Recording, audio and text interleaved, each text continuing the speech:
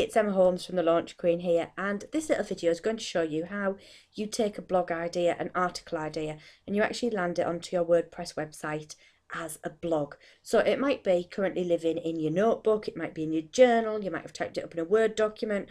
So I'm going to show you how you take that information and you land it onto your WordPress website and you make it into a blog. So let's dive on into the WordPress back end. So this is the back end of the Launch Queen's website. This is me in my admin area on the Launch Queen's website. Okay, so in order to make sure that you have got a blog page or a blog feed, you need to go into Appearance and Customize. And then you can see usually here there'll be a bit of information about, not widgets, about static front pages. And it'll also be your post page is your blogs page. So it might be that you call that something different to blog, but on mine it's called the blog page because you can see up here that it's the blog. So that would be where you allocate the page that you put your posts on. You would put it there under post page and then you would press save. And then you have a blog page. So if I close that up, it goes here, posts, and you would go add new. And that's where you would add a new blog page. So you're going to put your title of your blog in here. You want it to be snappy. You want it to be a title that people are going to want to read, that they're going to want to know more about. And then this is where, if you've got it in a Word document, you can copy and paste it over. If you have got it in your journal or in your notebook, then you can type it in here. And it is just like typing into Word. There's a couple of things that I will show you. Is that this is the visual area. So this is the area that is the visual for what people will actually see when it is a live blog.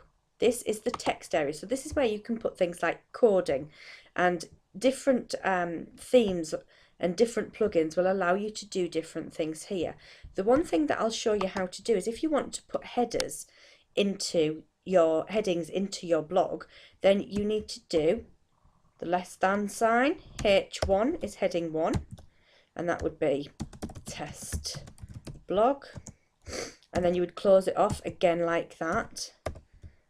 So you can see the coding there that you would use. This is HTML coding. Don't get overly confused about it, but if you want to put headings in and you don't have the ability to do that by a click of a button, you can do it like this. So that would be heading 1, and I'm just going to show you the difference. Heading 2. And obviously these are all things that you can play about with on your site as you do it. You're not going to break it. Don't panic, you're not going to break it when you try these things out and see what they look like on your site, whether they work, whether they don't work. And if I just put those test headings in, you can see that they've given me headings of different sizes there. If you want to add a picture into your blog, and I do suggest that you put pictures in your blog and make them more aesthetically pleasing, then you would go upload, select image, it would take you to your files. You can then go into any file that you like. So this might be, pictures of my little girl. Let's put one of them in. Here you're allowed to change where it is, left, centre, right, and you just pop it in and you just there. You can often change the size of them as well, but that's all in that right hand bit there once you go into add media. And that will wrap around text, so text will wrap around that if you put that in at the end. So you can put the pictures and imagery. I always suggest that you put them in at the end. You can see here that it allows you to do different things. You can put videos in, you can put audios in, quotes, a gallery of pictures. It'll depend on the theme that you've got to what you can do. You can save a draft here, and that'll save a draft, and then when you go into all posts, that will still be there as a draft. Visibility, whether it's public or whether you want it to be password protected or whether you want it to be private. Publish immediately or schedule.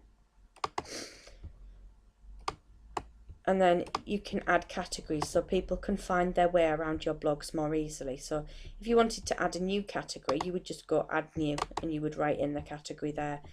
So if you've got no categories in there at the moment, you can write categories in there that are appropriate to your business and to what your clients may want to look for on your website. So that would then just be publish. You would just publish post there, and then it would allow you to view the post by clicking here. Permalinks are what the URL that your blog will produce, and you can change them, and I'll show you how you can make sure that those are right for you. You want to go into settings, permalinks. Yeah, I want to leave that page, thank you very much. And you can see here I've got mine as post name, so my URL for my blogs will be thelaunchqueen.com/ and then whatever I've named the post / or you can have it with the date in it as well and the post name, and that is where you change that to be whatever you want it to be, and you can do that really easily by just saving changes. And that is how you get your idea of a blog, your Word document of a blog, and turn it into a blog and get it live on your website. And you can see if we visit the site that we've got lots of blogs on here. And again, it depends on the theme that you've got on your website to how this will look, but you can see that there's lots of blogs on there, and people can go on to older entries, and people can take what they want and read what they want on the blog at any time. So that's how you get your idea into an actual blog out there in the big wide world. Bye for now.